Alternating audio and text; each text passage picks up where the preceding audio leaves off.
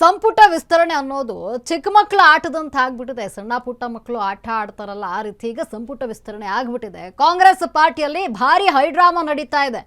ಇದು ಕೇವಲ 19 ಸಚಿವರ ಪ್ರಮಾಣ ವಚನ. ಈಗ ಗಾಯತ್ರಿ ಶಾಂತೇಗೌಡ ಡೌಟ್ ಅಂದ್ರೆ ಏನಾಗುತ್ತೆ, ಅವ್ರಿಗೆ ಚಾನ್ಸ್ ಸಿಗುತ್ತಾ ಇಲ್ವಾ, ಔಟ್ ಆದ್ರ ಅನ್ನುವಂಥ ಪ್ರಶ್ನೆ. ಚಿಕ್ಕ ಮಕ್ಕಳ ಆಟ ಆಗ್ಬಿಟ್ಟಿದೆ ಈಗ ಸಚಿವ ಸಂಪುಟ ವಿಸ್ತರಣೆ.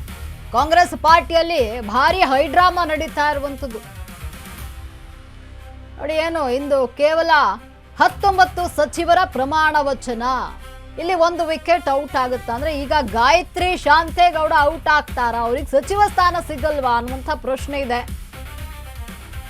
ಏನು ಪರಿಷ್ಕೃತ ಪಟ್ಟಿಯಲ್ಲಿ ಮಹಿಳೆಯರೇ ಇಲ್ಲ.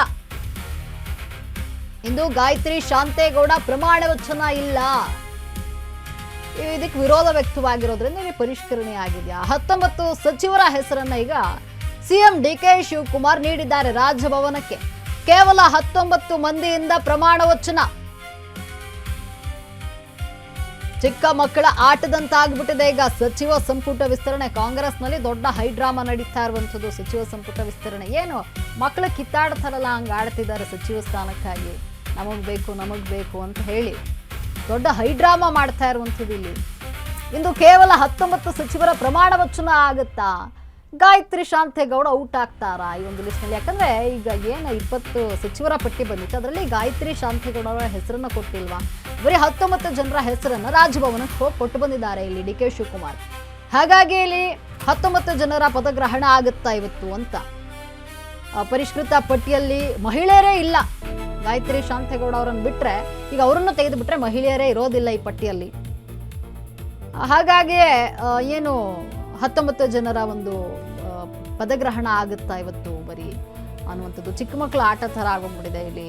ಕಿತ್ತಾಡ್ತಾ ಇರುವಂಥದ್ದು ಈ ಒಂದು ಸಚಿವ ಸ್ಥಾನಕ್ಕಾಗಿ ದೊಡ್ಡ ಹೈಡ್ರಾಮಾ ನಡೀತಾ ಇದೆ. ನಮಗೆ ಬೇಕು, ನಾವು ರಾಜೀನಾಮೆ ಕೊಟ್ಟು ಬಿಡ್ತೀವಿ, ನಮಗೆ ಸಚಿವ ಸ್ಥಾನ ಸಿಕ್ಕಿಲ್ಲ, ನಾವು ಹಿರಿಯರಿದ್ದೀವಿ, ನಾವು ಏನು ಪಕ್ಷದಲ್ಲಿ ಆಗ್ಲಿಂದಲೂ ಇದ್ದೀವಿ ಅಂತ ಹೇಳಿ ಹೇಳುತ್ತಾ ಇರುವಂಥದ್ದು. ಇಲ್ಲಿ ಸ್ಟೇಟ್ಮೆಂಟ್ಗಳನ್ನು ನೀಡ್ತಾ ಇರುವಂಥದ್ದು, ಹೈಕಮಾಂಡ್ಗೆ ಬೆದರಿಕೆ ಹಾಕ್ತಾ ಇರುವಂಥದ್ದು, ನಾವು ರಾಜೀನಾಮೆ ಕೊಡ್ತೀವಿ ಅಂತ ಹೇಳಿ.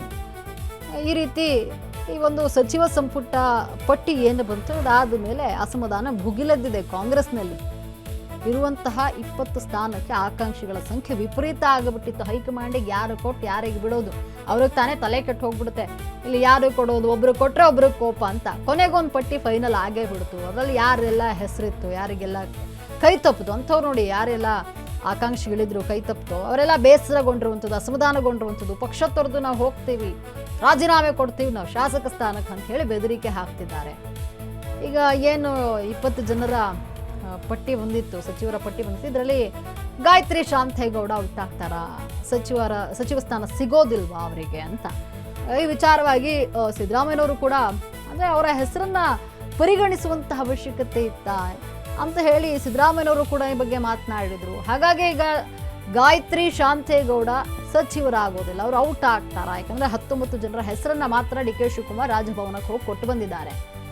ಇನ್ನು ಗಾಯತ್ರಿ ಶಾಂತೇಗೌಡ ಡೌಟ್, ಅವರು ಸಚಿವರಾಗ್ತಾರೆ ಅನ್ನುವಂಥದ್ದು ಡೌಟ್ ಇರುವಂಥದ್ದು. ಇಲ್ಲಿ ಈ ಬಾರಿ ಬಂದಿರುವಂತಹ ಏನು ಸಚಿವರ ಲಿಸ್ಟ್ನಲ್ಲಿ ಮಹಿಳೆಯರೇ ಇಲ್ಲ. ಗಾಯತ್ರಿ ಶಾಂತೇಗೌಡ ಒಬ್ಬರನ್ನ ಬಿಟ್ಟರೆ ಬೇರೆ ಯಾರು ಮಹಿಳೆನೇ ಇರಲಿಲ್ಲ. ಈಗ ಅವರ ಹೆಸರು ಕೂಡ ಔಟ್ ಆಗ್ತಾ ಇರುವಂಥದ್ದು.